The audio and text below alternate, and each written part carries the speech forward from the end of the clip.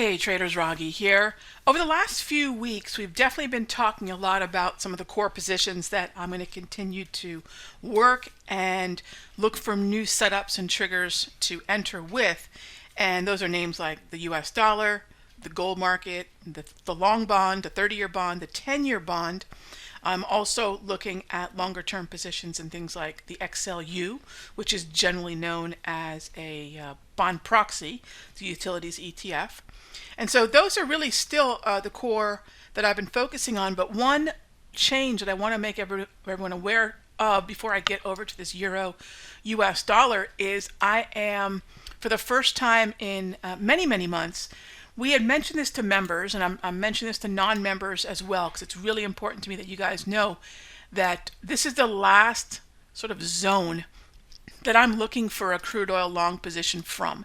In fact, as we progress through summer and into fall, I am increasingly getting a little bit more bearish on crude, and I'm going to start to look for my two canary in a coal mine combo, which is short copper, short crude positions. In fact, probably within the next couple days, maybe sometime next week, we'll be talking about zones in copper that I'm going to be looking at for shorts. This is a downtrend, and it is still very much telling us a story that the stock market isn't in charge of telling us, and that is economically, where are we? And we are not in a great place economically.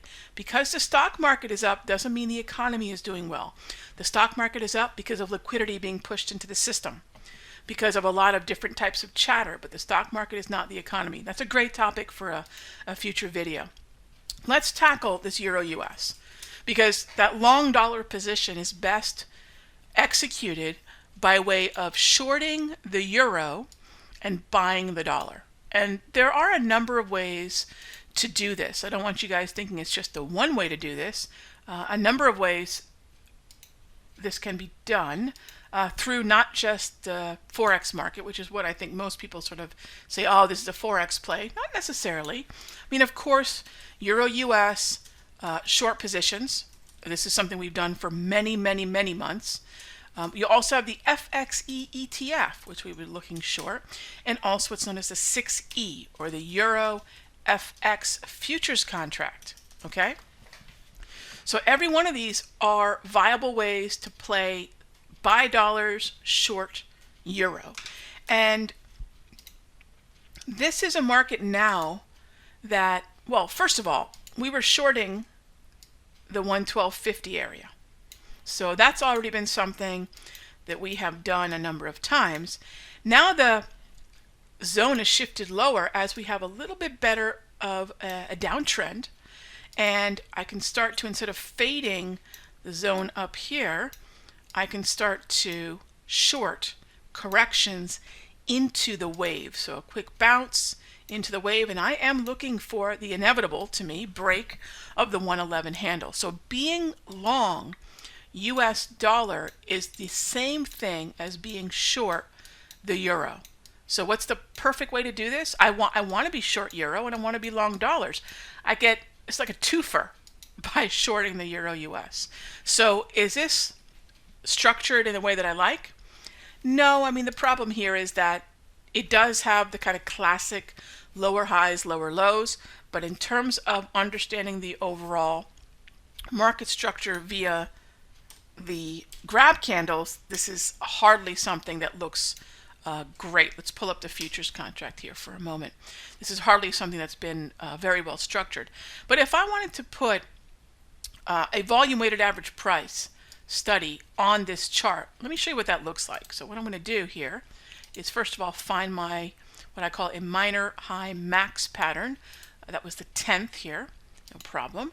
So then I want to put the VWAP max, and I want to change the date, because I anchor these. I do not use unanchored unless it's intraday, in which case I just need something rolling and simple. But here we go, 110. So there's my anchor. Anchored at that minor high max pattern. And quite frankly, as long as we stay below this cyan colored line, it's really quite easy to be bearish. Now you might say, well, Rog, is this Pierce a buy? No, absolutely not. It is not a buy. Neither, quite frankly, is that. What this tells me is that the zone, this high above it, is almost like a tolerance zone, but getting to the cyan colored line is the short. Some days it doesn't stop there. That is very true, but don't think that's a buy, right? We'd have to establish price action above it, retest it, and then start moving higher. So this is just volatility at the zone that we are shorting at. As long as you stay below it, meaning we could short clear up to 1370, gang, and I'd still be a bear in the euro. Hope this helps. Don't ignore the currencies. Dollar strength is still something that is absolutely working. Think about shorting a weaker currency like the euro against the dollar. Not things like the yen, gang. Please be aware of that. We'll talk more about some currency futures in the premium video, but this one is my favorite. It has been delivering time and time again. Take a look at it. Wait for the next bounce. I'll see you in the next update.